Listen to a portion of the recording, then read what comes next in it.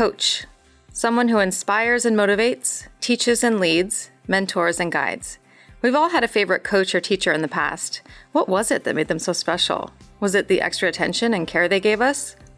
The connection they shared with us? The expertise they taught us? The impact they made in our lives and in the way we saw ourselves? The leadership roles they gifted us with while on their teams? The confidence we gained under their direction? It's hard to say exactly what it was. It's hard to put into words.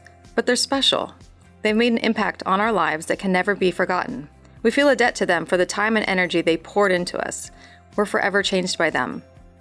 As adults, we still need mentors and coaches. It's different though, because we have to seek them out.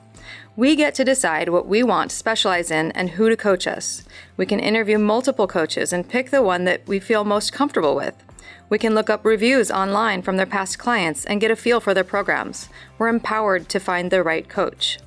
On today's show, we're interviewing Gina Mauricio, a healthcare provider who specializes in coaching recreational runners of all ages and experiences to run with less injury potential and greater performance outcomes. She has a Master of Science degree in kinesiology and a personal training certification. She understands how to prevent injury and has helped many clients learn how to train smarter, not harder. She's compassionate with her runners. Her website, runwithgina.com, has many exciting testimonials of successful journeys with Coach Gina. So come along as we discuss the keys to faster times and less injuries. Happy trails!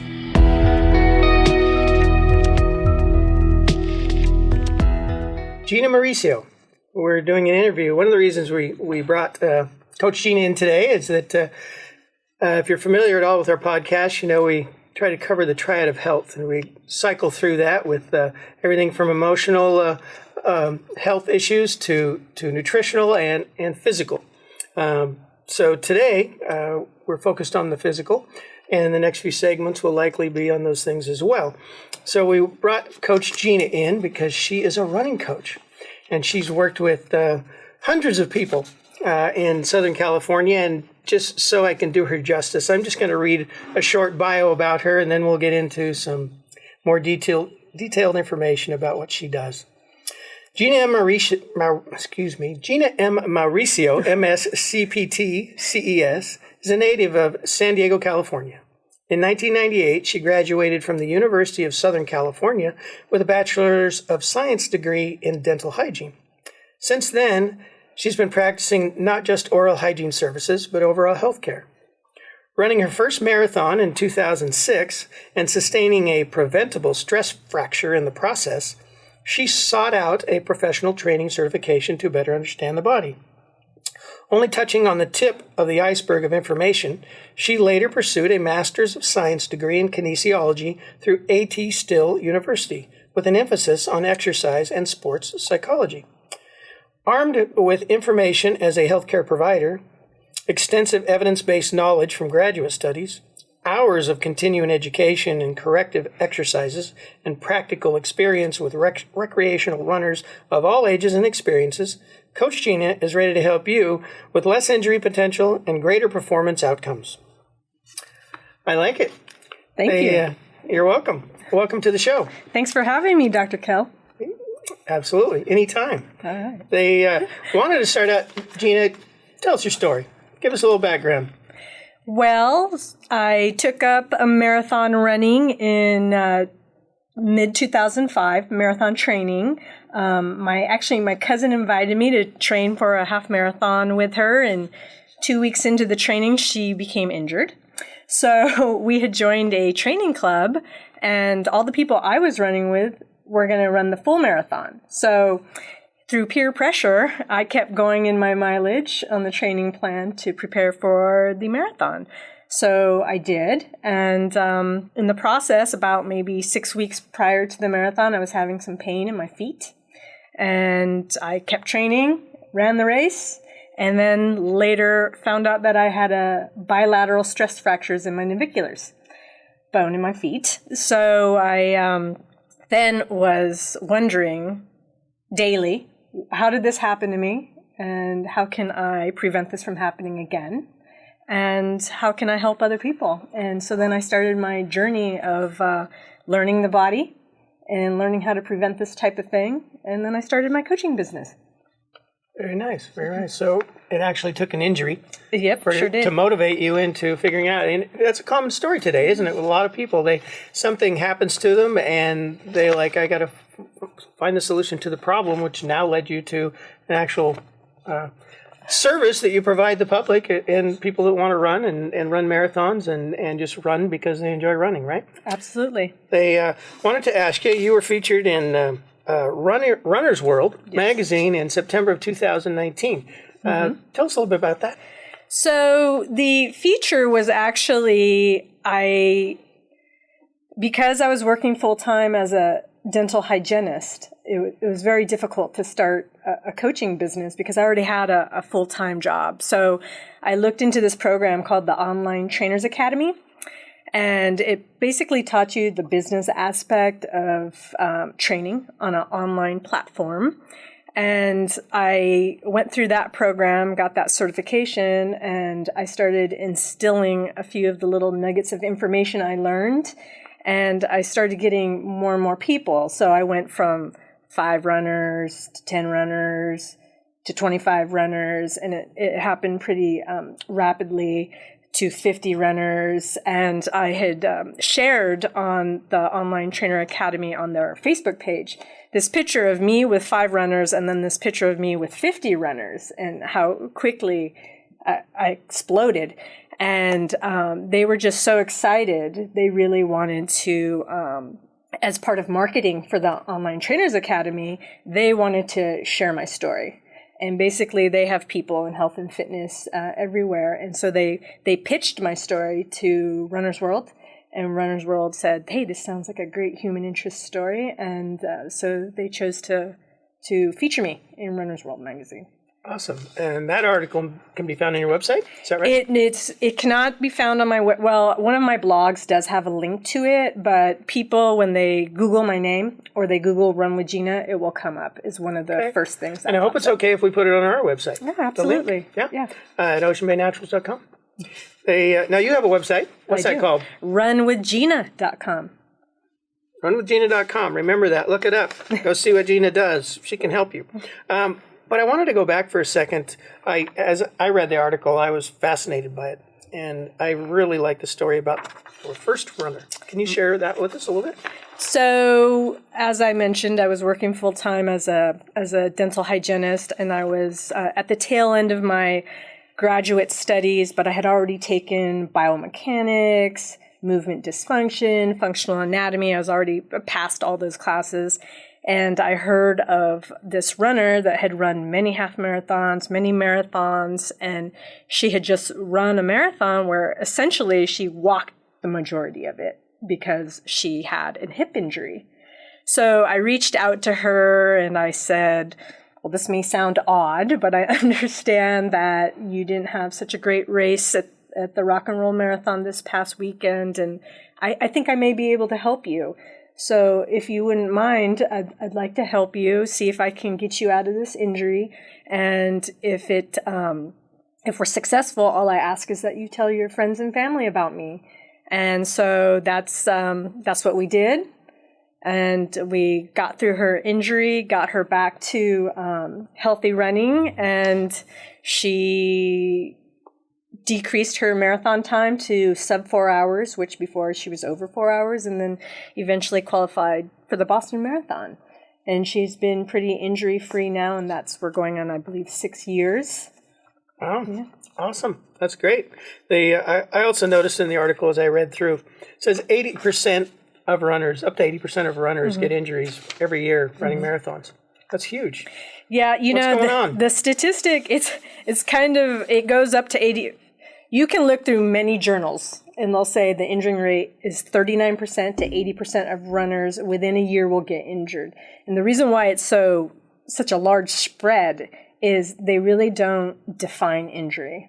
So it could be like my big toe hurt, so I took a week off of running. Or it could be something more like iliotibial band syndrome or, patellofemoral syndrome or a fracture, a traumatic injury.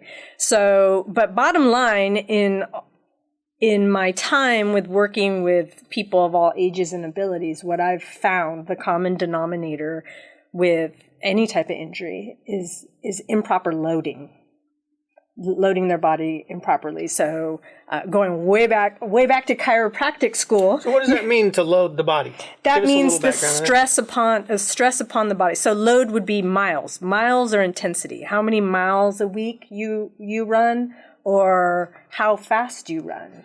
And going way back to the laws of biomechanics, the body will remodel along the lines of stress. Bones and soft tissue remodel along the lines of stress. So, and what kind of causes that? So, what causes that? So, it's too much. I always tell people that exercise and running trashes our body.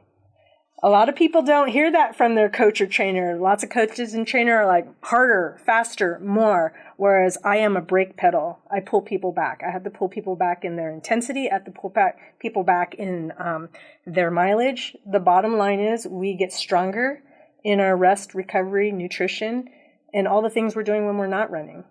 Right. I mean, like bodybuilders, they got to take a break, let the muscles heal that they've just damaged through lifting.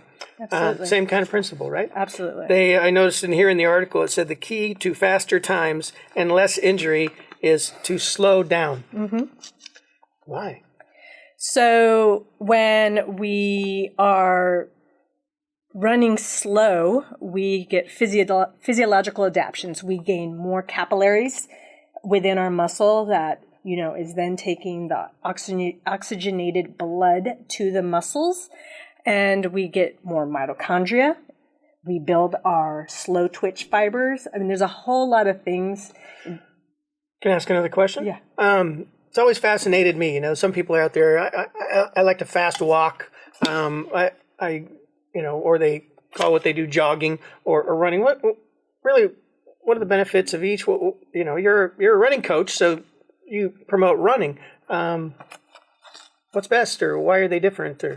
So a lot of runners absolutely cannot stand being called joggers. For whatever reason, they're offended by that. But in my mind, and against popular opinion, to me, jogging is nice and easy. And that's where the magic happens. The magic happens in nice and easy. They're still runners. They're still runners. Sometimes to improve as a runner, one must leave their ego at the door, swallow their pride, and it's okay to go jogging. Jogging is going to help you become better in the long run.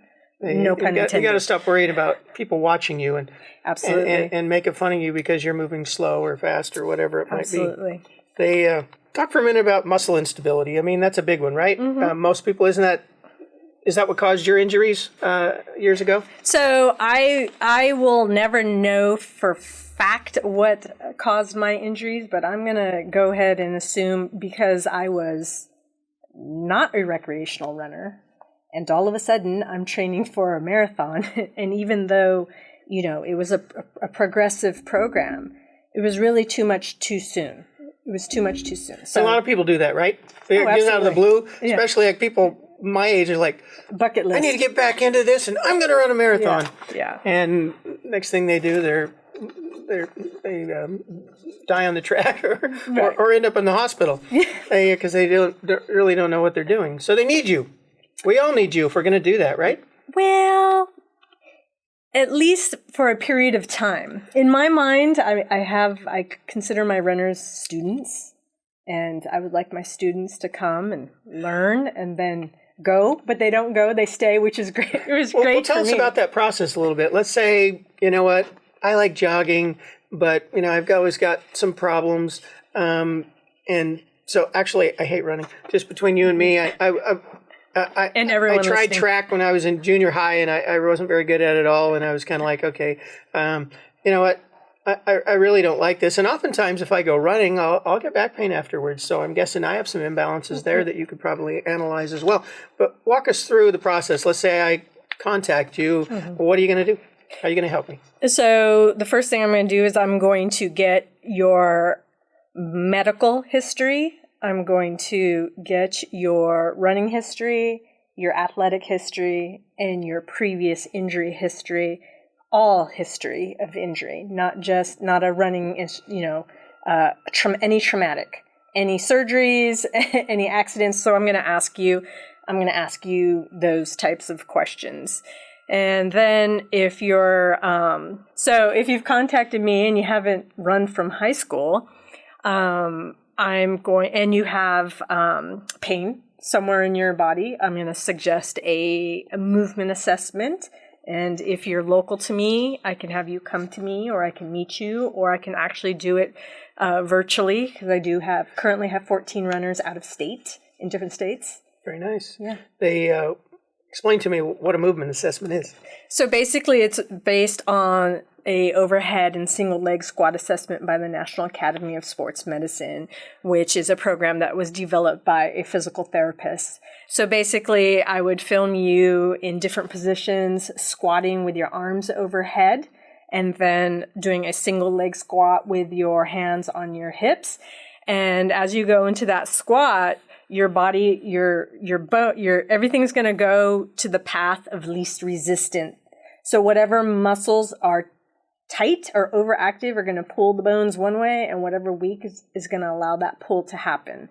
So then I know we need to lengthen and relax the overactive muscles, and we need to strength train the weak muscles. So those maneuvers help you figure out what's happening with the muscles, and then you can proceed with an exercise program to strengthen those muscles.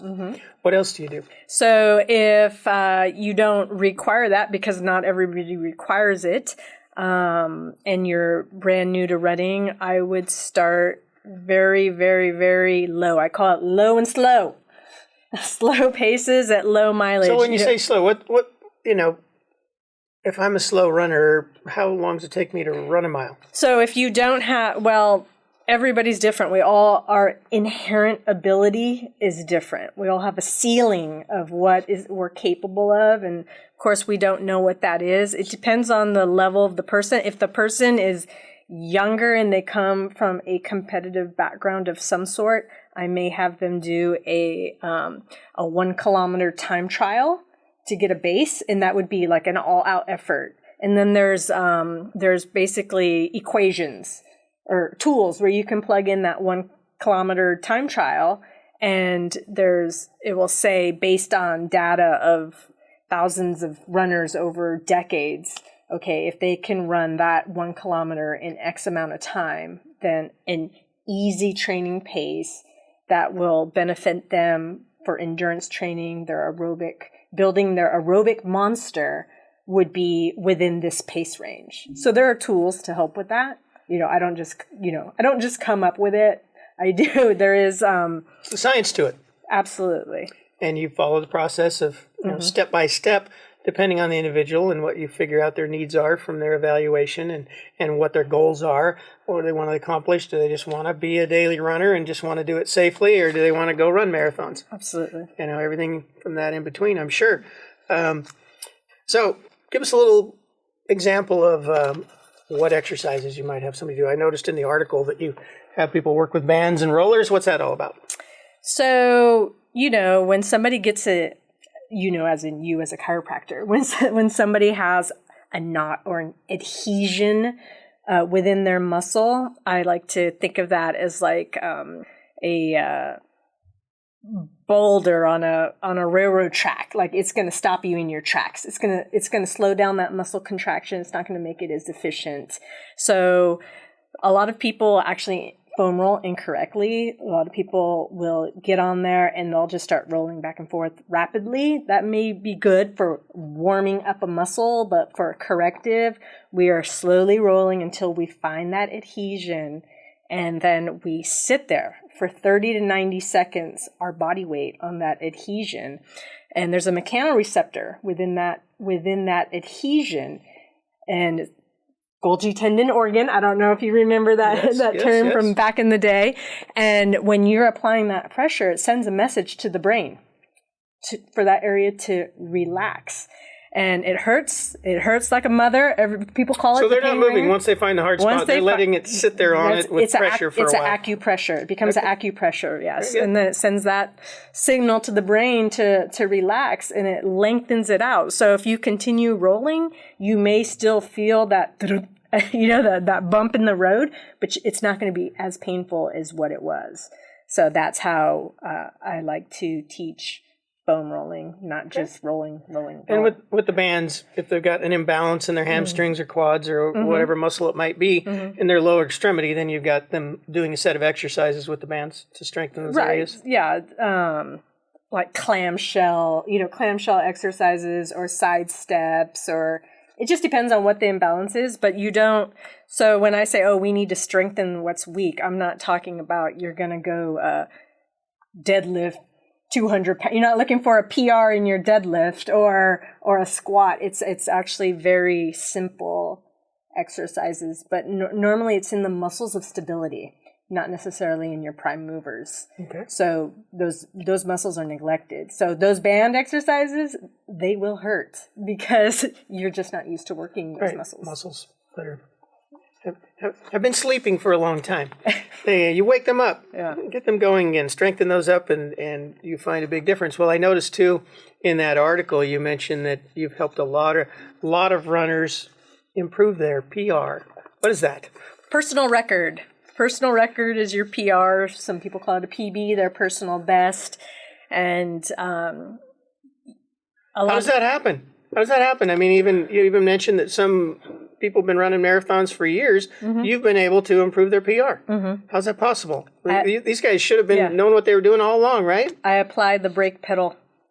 Yeah, that's how you start out. Slow down and slow it down. Slow down, improve your body's functions and strength, and correct the imbalances, and all of a sudden things start working better. You become a well-oiled machine.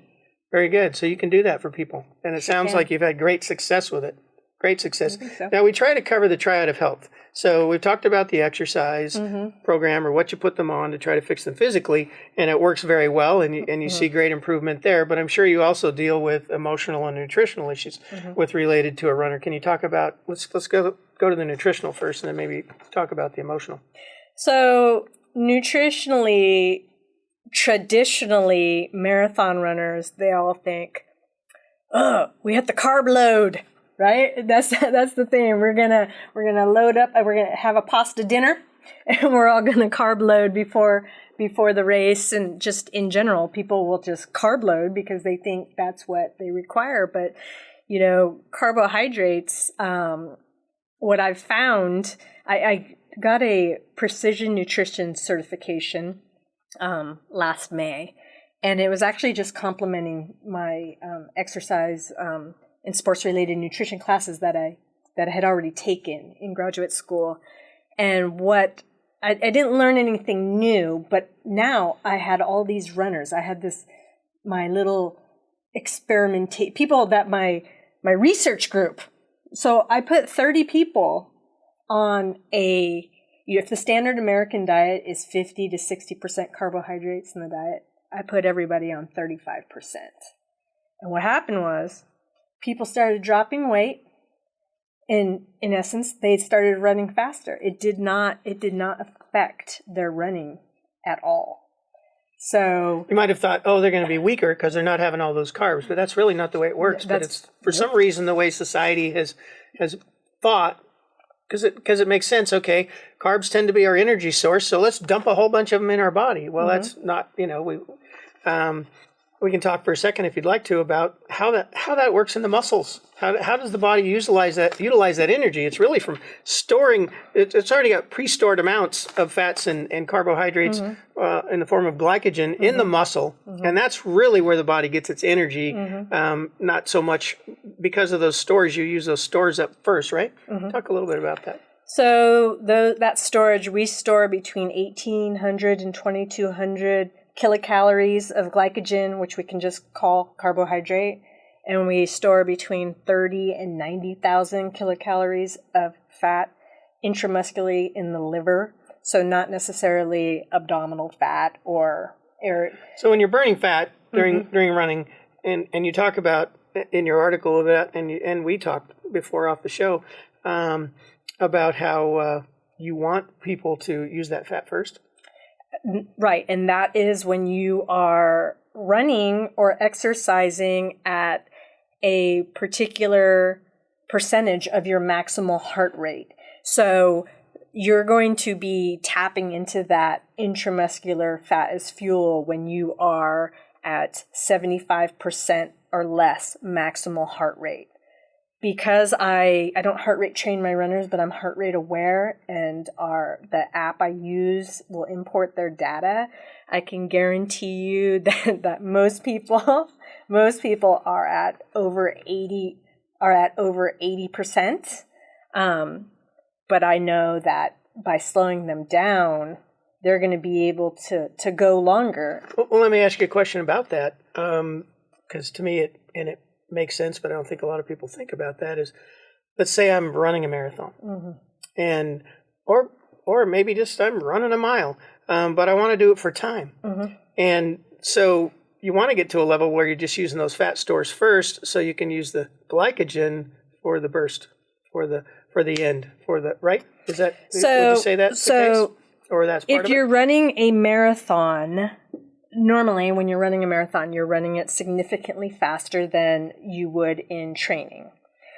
So you're going to be using your carbohydrate primarily. So if you're storing between 1,800 and 2,200 kilocalories, you are going to be out of stored glycogen at 2 hours and 30 minutes of running. The average recreational runner is going to finish a marathon between 4 hours and 4:30. So they completely tap out of their glycogen. So they have to keep their blood level of glycogen up, or blood sugar up, by taking in exogenous carbohydrate sources. So explain what you mean by that. So that's what you put into your fuel tank while you're running. So that's, taking carbohydrate gels or carbohydrate chews, or and there's probably good and bad of those too, right? So that is the time. You don't want to drink the Kool-Aid, right? That is the type of carb. That is the time when you want that sugar.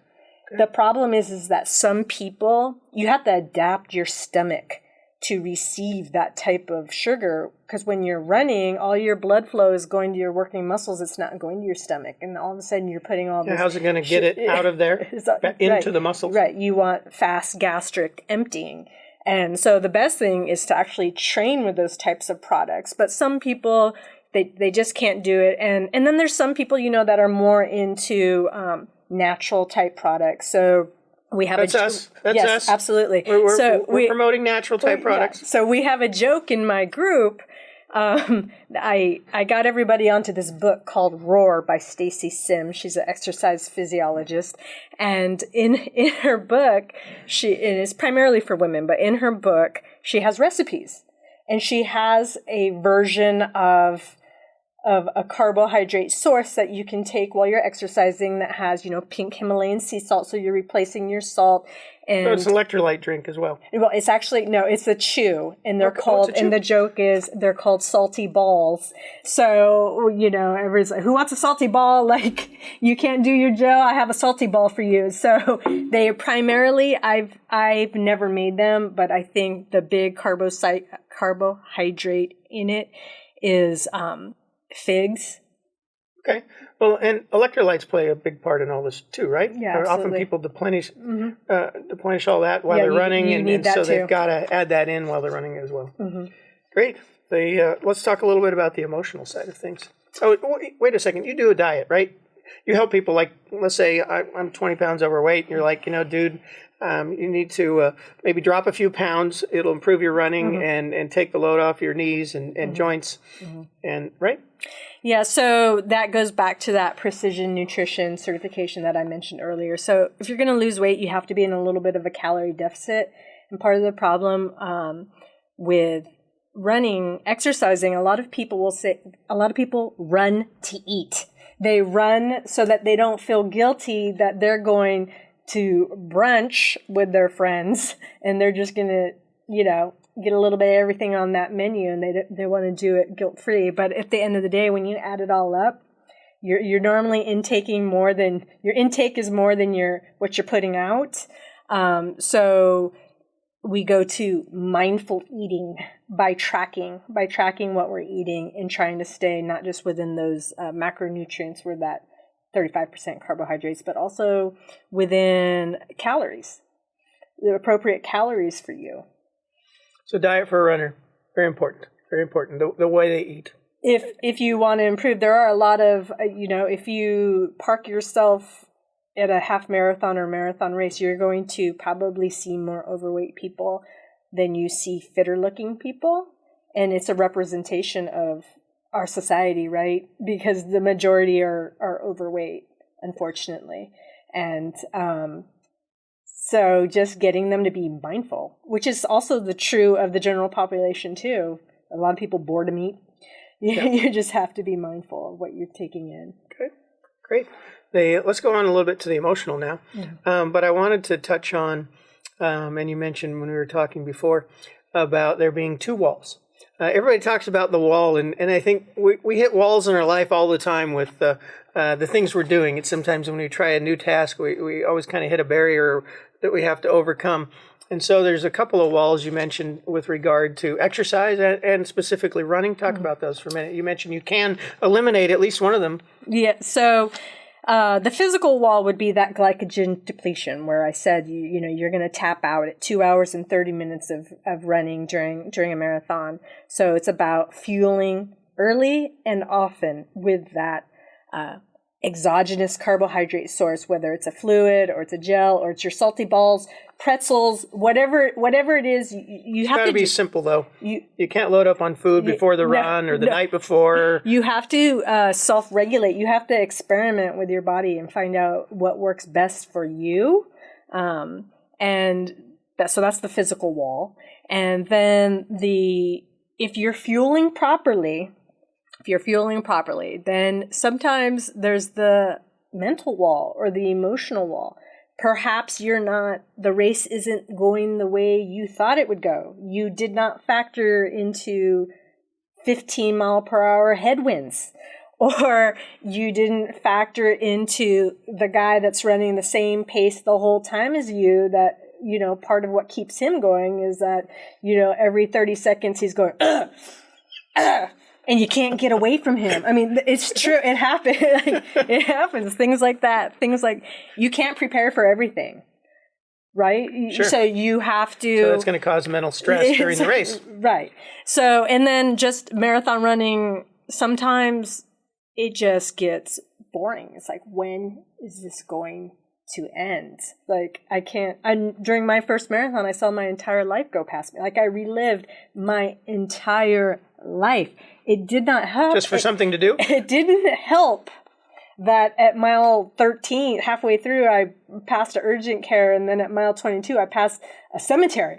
But it's a long time to be in your own head. You're kind of alone with your thoughts, aren't you, while you're running? It's a long time. And if those thoughts are negative, or you're bringing up negative past experiences, that's going to slow you down, right? So then you really want to practice, as part of your training, some visualization and these scenarios. And how are you going to react to those scenarios?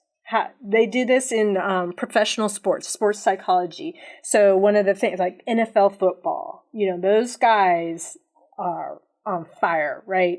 They want blood out there, right? But if you go for blood, you're gonna get a foul, you're gonna get a 10-yard penalty, it's gonna affect the team. So they really have to regulate their emotions, and they actually practice this. They do it through visualization. What are you gonna do when some guy, pushes you?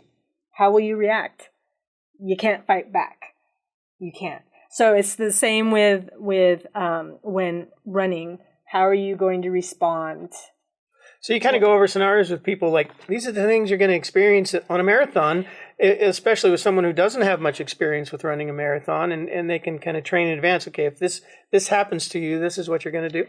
I would like to say that I did that with all people, but I don't. I only go through that with the people that struggle with that, because not everybody struggles with that type of thing. The emotional side of things during the run. Yeah, some people are very strong. There are a lot of books that I've recommended to people, but if seeing is any of them believing, called What to Think About While You're Running? Might be a good one, Gina. How to solve the world's problems while you're running, so Yes. that you don't think about what you're doing. Yeah. You know, you've covered a lot of information here so far, but let's just kind of work towards the end of our show here for a minute. Just what are the 3 most common questions you get from people regarding running? Will I need a knee replacement because I run? Yes, and I noticed that in your article, a lot of these, you work with a lot of older people, and a lot of them had surgeries, and they've got joint replacements and other things, and so... Yeah, I don't have anybody necessarily with a joint replacement. I have people that have surgically attached hamstrings, people with rods in their backs, and yeah, I've had people that, have had traumatic injuries not necessarily from running, right? And so that... the number one reason for knee replacement is traumatic injury or arthritis. And the number one reason for arthritis is just age-related, That's number one. Number 2 is overweight and obesity.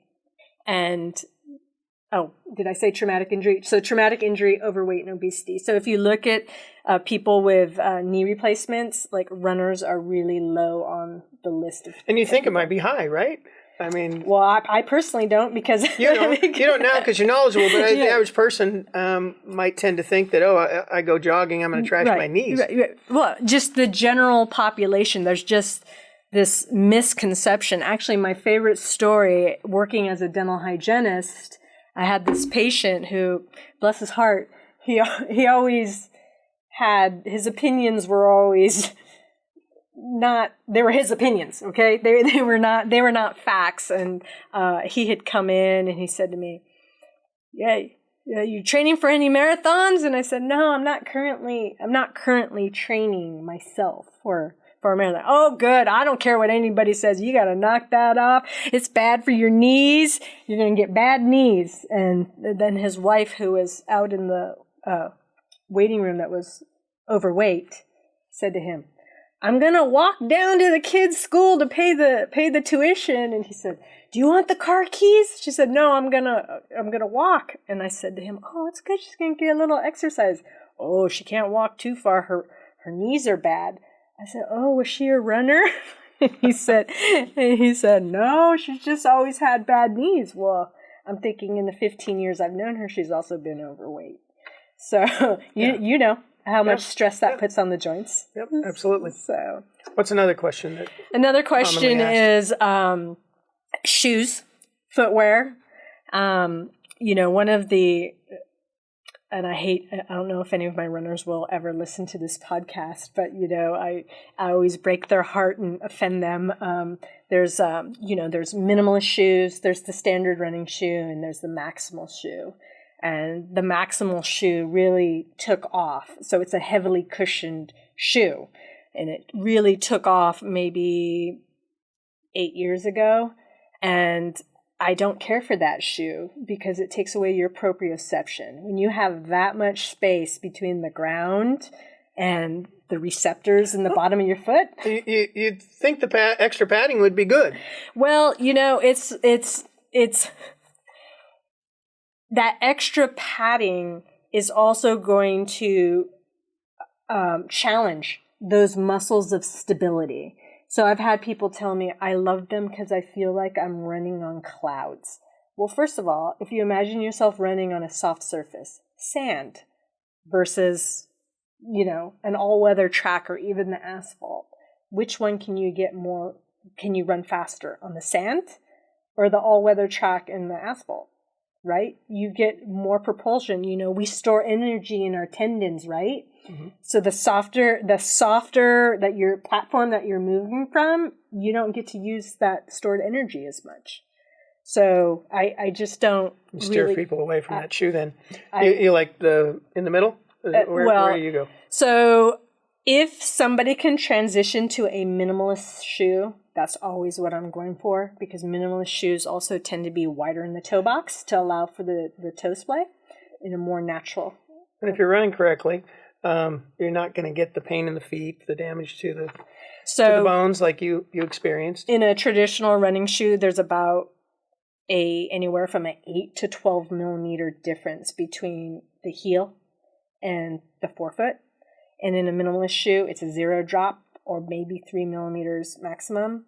So that difference between 7 and 9 millimeters, believe it or not, makes a big difference in how you absorb the ground reaction force. So injuries in people that try to adopt in a minimalist shoe, you see more calf strains, metatarsal fractures, versus in a traditional running shoe, you see more of injuries at the hip. But again, if you're strengthening your muscles, right, that are stabilizing those you're not joints, going to get the injuries. Right. And you can't just go from that traditional running shoe to the minimal. You have to, it's like 10% each week. You slowly go. But again, runners are not necessarily patient people. Yes. So. I understand that. And, generally, I don't think people are patient. Mm-hmm. But so one more question. What's another common question? So I'll have people tell me every time I train for a marathon, I gain weight. And then I have people that say, I have to sign up for a marathon because that's the only way I can lose weight. Well, how do we have two different, right? So everybody's biology is a little different, right? So you can't pigeonhole everybody into, we're all going to gain weight because we're carb loading all the time, because not everybody will carb load, especially if they learn my new system, then they're not going to carb load. And just going out and running multiple miles a week may burn a lot of calories, but it's not everybody's going to lose weight because of what is they're doing when they're not running. Yeah, their diets are different, their metabolism is different, everything. And the women is different. Yeah, and that's the big thing, metabolism. People think metabolism means like whether they gain weight or lose weight, but we know that metabolism is all metabolic, all chemical processes in the body. Yeah, they're running slow, they're running fast. Yeah. And how your hormones react, how your thyroid reacts, how your adrenal glands react. Everything interacts with each other. Yeah. And so thanks so much, Gina, for coming on the show. Well, thanks. It's been for having wonderful, me. very educational. Oh. Things I've learned. Cool. I appreciate it. And if you want to learn to run out there, get a hold of Gina. Yeah. She can teach you how. And as you listen to our podcast in the future, just know we're on the exercise segments now. And not everybody wants to be a runner, but maybe they should be, especially if they have you as a coach. Tell us again, where can they find you? They can find me on runwithgina.com. Very good. Yep. Okay, and you can also, we'll have some links on our website. We'll put up her article if we can, or at least a link to it, and add some of the, she mentioned some books, so we'll list those too. Anything you'd like to end with, Gina? I'd just like to end with thanks for having me. You're welcome. Maybe we'll do it again. All right. While we make every effort to broadcast correct information, we are still learning. We will double check all facts, but realize that medicine is a constantly changing science and art.